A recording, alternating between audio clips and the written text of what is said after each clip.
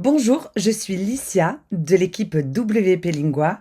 Laissez-moi vous faire une démonstration de notre plugin de traduction. Allez à l'onglet Extensions, ajoutez une extension WP Lingua, on l'installe, puis on l'active.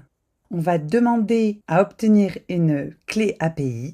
Je clique ici. L'adresse URL du site est déjà pré-renseignée. L'adresse email est également pré-enregistrée. Si ce n'est pas la bonne, n'hésitez pas à la changer. La langue du site est également pré-renseignée en fonction des réglages de votre site. Il ne vous reste plus qu'à choisir une langue de traduction. Cliquez ensuite sur Obtenir une clé API. Vous allez recevoir cette clé API par email. Il vous suffira de la coller dans le champ dédié et de valider. On va patienter durant la génération de la traduction. Quelques secondes après, le site est traduit et nous pouvons aller le visiter. On remarque que nous sommes déjà sur l'URL de la langue traduite et on peut remarquer que la page a été entièrement traduite. En bas de l'écran se trouve le sélecteur de langue qui permet de passer de la langue initiale à la langue traduite. Une fois la page d'accueil traduite, je vous invite à parcourir les autres pages de votre site afin de générer une première fois les traductions. Tout simplement, vous naviguez sur votre site comme le ferait un internaute. En haut de l'écran, vous remarquerez une barre de progression de la génération de traduction. Lorsque la génération est finie, la langue traduite est disponible. Et on recommence pour les autres pages. Une fois que vous avez parcouru tout votre site, vous pouvez retourner dans les back-office pour continuer les réglages de l'extension. Dans l'onglet WP Lingua Réglages généraux, vous trouverez l'édition des drapeaux.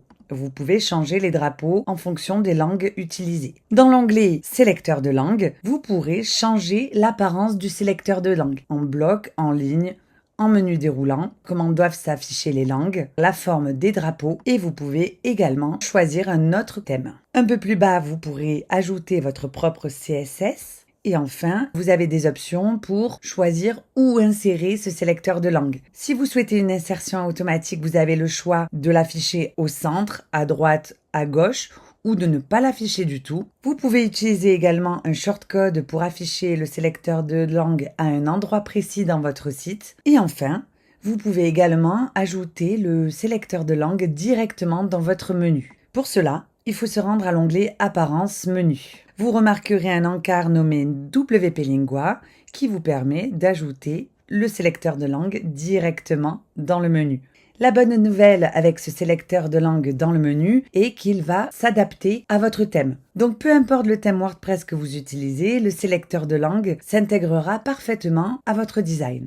Lorsqu'on retourne dans les réglages de WP Lingua, il y a un onglet nommé Dictionnaire qui vous permet d'ajouter des règles de traduction. Vous avez également un onglet Exclusion qui vous permet d'exclure des pages ou bien des parties de pages si vous souhaitez qu'elles ne soient pas traduites.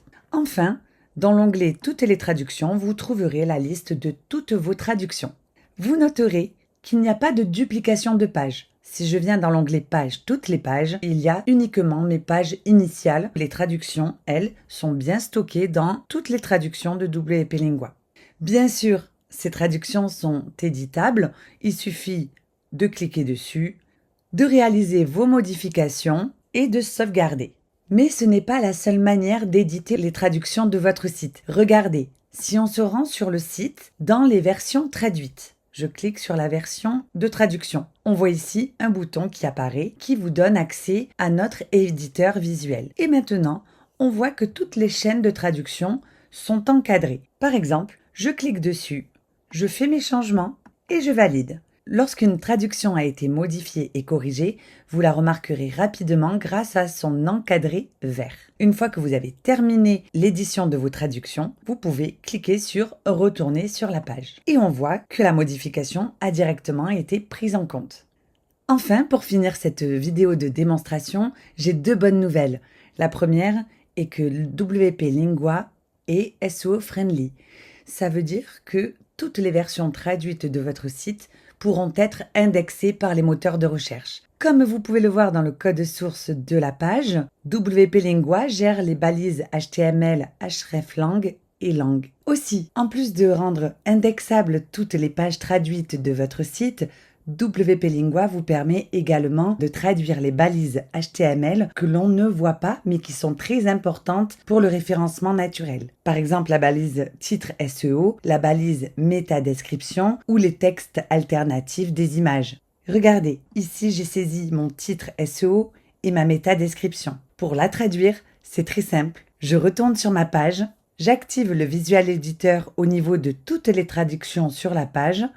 Et ici, je retrouve tous les textes qui ne sont pas forcément visibles sur la page, tels que le titre SEO et la métadescription. Je n'ai plus qu'à cliquer pour faire mes modifications et les valider.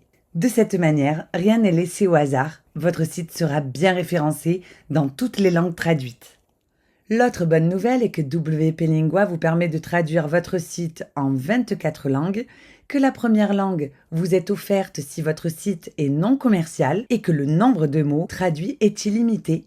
Si vous voulez utiliser WP Lingua sur un site web commercial ou si vous voulez ajouter plus de langues traduites, je vous invite à opter pour la licence premium de WP Lingua. Si vous avez des questions, je vous invite à me contacter via notre formulaire de contact. Et si vous utilisez WP Lingua et que vous l'appréciez, n'hésitez pas à nous laisser une petite évaluation sur le répertoire officiel de WordPress.